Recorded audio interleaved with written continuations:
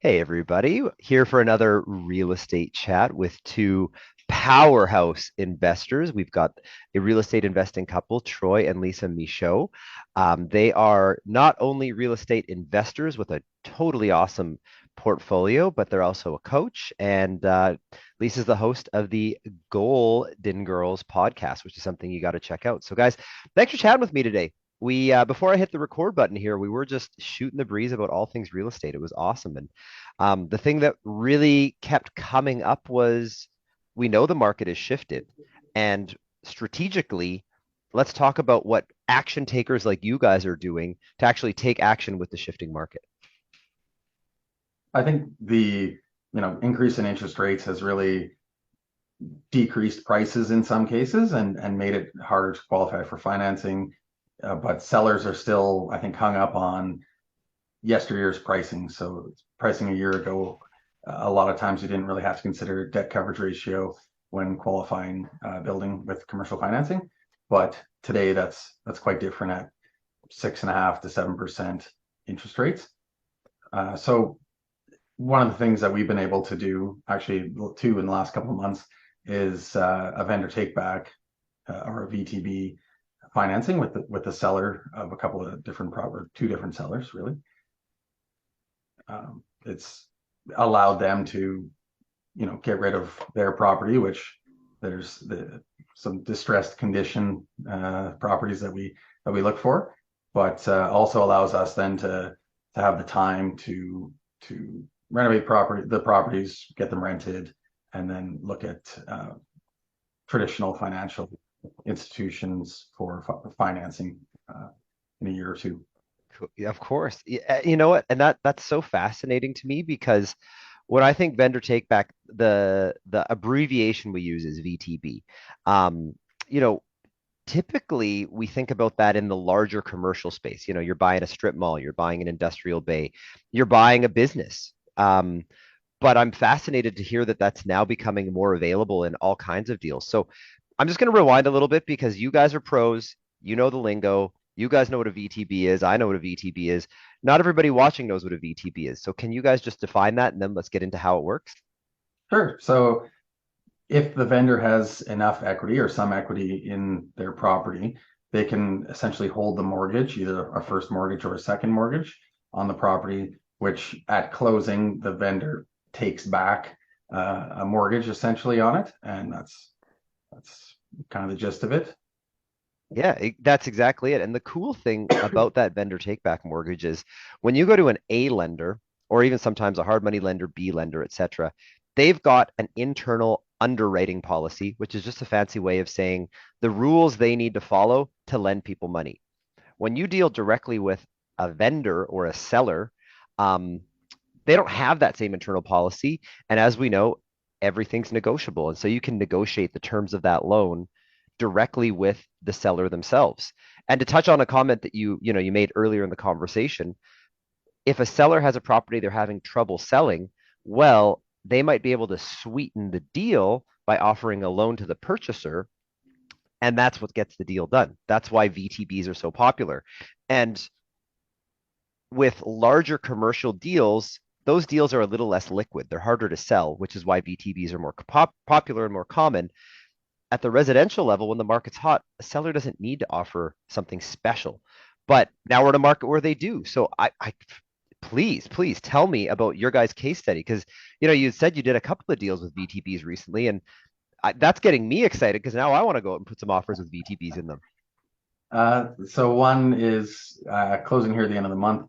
The building needed fairly significant work. There was some issues in and around the foundation, improper drainage. So I think we were quoted around 160,000 just for the Wow, remediation on the building. So of course, it doesn't show well when you take that to a bank. They'll have their appraiser of through, course. so they're not, as you probably know, A lenders or probably even B lenders might not even entertain um, financing it initially, right? So the seller did have I very little or no mortgage on the property. So Right.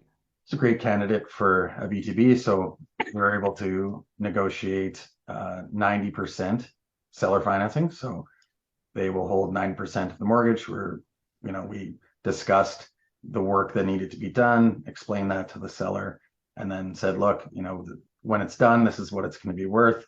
This is how much work has to go into it. There needs to be a little bit of, incentive for us to do that work. And so here's the price we can offer you. And we want you to hold 90% of that financing. So it's 10% down. And yeah, it's kind of the gist of it. Is there anything in there you want more specifics on? Well, I think the learning in that is, as we know, when you're negotiating a loan directly with the vendor, they're not playing by the same internal policy. When you're dealing with a big machine like RBC, residential property, 20% down. That's how it works. No ands, ifs, or buts. That's how they will operate. You're negotiating with a vendor, and because of the nature of the deal, you can customize a financing arrangement that actually allows you to put 10% down, which is super cool. Now, you are referring to building. So, like, was this a residential building, or was it a residential multifamily building, or a commercial building? It's a 6-unit multifamily Got it. residential. Got it. And just for curiosity's sake, what part of that Canada is it in? It's in New Brunswick. New Brunswick. Nice, nice, nice, nice. So there you go. Cross Canada, if you have a vendor where they want to sell, they're having trouble selling, you need to be incentivized as the buyer to be more excited to put in the offer. Well, hey, vendor financing is a terrific way to make that deal happen. And if you don't mind, for a case study perspective, can you tell me about the second one you guys did? Because you're moving and shaking. That's two deals in the first quarter alone. Like, I mean, you guys must be feeling pretty good about yourselves.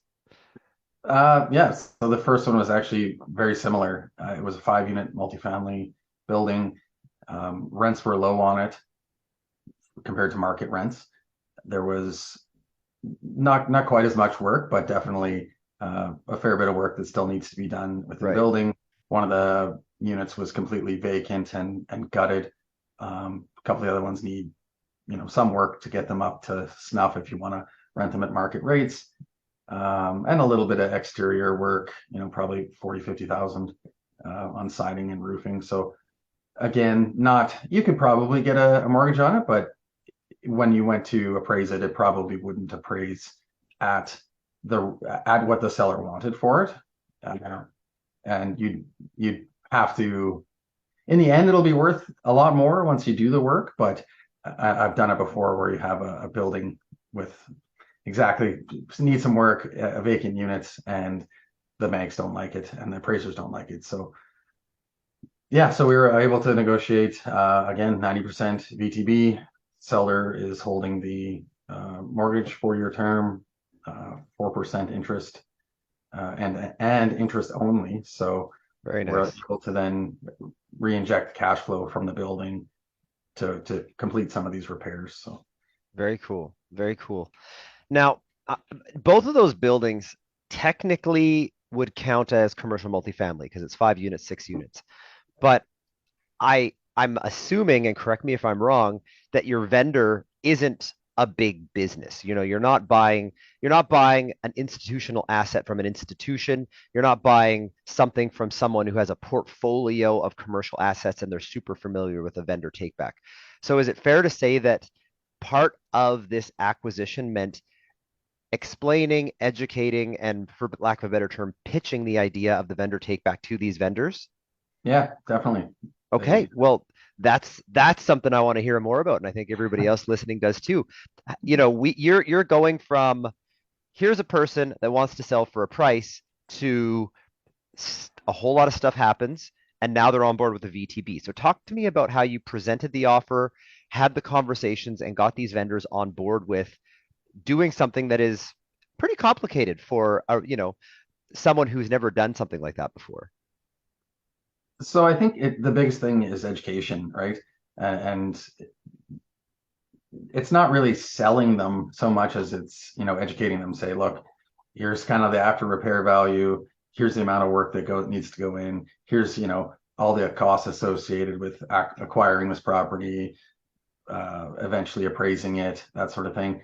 And then uh, here's where you are, right? And again, like we've kind of talked about briefly in this, banks don't like it. Banks don't won't like this property, and kind of telling the story of what it would take to take this to a commercial lender and help them understand, like, if I take, no one's going to take this, no one's going to finance this, right? Every And buyer is going to have the same struggle Yeah. every buyer's going to have the same struggle, I unless think. they have a ton of cash. And helping them understand too, like, you have a mortgage on this still, right? So if something doesn't go right, we're going to make improvements to this property, and you have still, legal repercussions that you could take this back, you know, if things don't work out. So Yeah. I think it's that whole story that you need to kind of explain to them. Well, and I want to get a little more granular with the story because for someone that's never had that conversation with a vendor before, there's just basic questions like, was there a realtor in between that conversation, or was this direct to vendor? And then the Direct other to seller. question, direct to seller. Okay. And then, was it a cover letter or did you guys, you're having Zoom meetings, you're having conversations, you're sitting down shoulder to shoulder looking at spreadsheets and business models? It was over tell me Zoom. what it looked like. Yeah. Over Zoom, and again, just a spreadsheet, right? Like, numbers don't lie. And I think Yeah. when sort of faced with that reality, I remember the one seller said, "Yeah, I mean, this sounds great. Like, we can show that, hey, look, here's some of the other projects we've done. Here's our experience. We've dealt with foundation issues on another building that we're working through right now. It's here's we have a large portfolio of buildings in that city, and we're experienced enough to pull this off. We have the capital to pull it off, Right. and it it's I don't know if I would take this on as my very first project. To be honest with you, it's pretty daunting and stressful when if it's your first foundation, issue that you have to deal with. I don't know if it's for everyone's first time, but the same thing could be applied for even just light renovations that need to be done, or just underperforming, under market rents, that sort of thing, right? Or whatever your specialty is, whatever your Yeah. niche is, right? Yeah. Whatever you have experience in, whatever you're good at, you can then come with the credibility to that conversation with the seller. Yeah, and I really like the point you guys made is that with the increased interest rate environment, the debt coverage ratio, which for everybody listening, that just means the bank cares if the rent is high enough to cover all the expenses. Well, the rent hasn't gone up as fast as the expenses, so the debt coverage ratio is all off, which means that approaching a bank for a property that's underperforming, tough to do. That's why you have a conversation with the vendor, create this vendor financing, vendor take back situation. And then once the building is, as we say, the business stabilized, you can then bring in that A lender to set the building up for its long-term hold. So very cool that you guys are negotiating these. And I really appreciate you explaining, like getting into the guts of actually how to do it. Because, we've got all these real estate experts saying, oh yeah, just negotiate vendor financing and this, that, the other. But like everybody listening, have a conversation with the vendor. You're going to have to invest the time and the effort to educate. It's complicated. I'm guessing you probably, in some cases, have to explain, let it mellow for a couple of days, get on Zoom and re explain. Like, be patient, and that's how you can make these deals happen. Yeah. I think Uh, working, if you can't deal direct to seller, I think having that real estate focused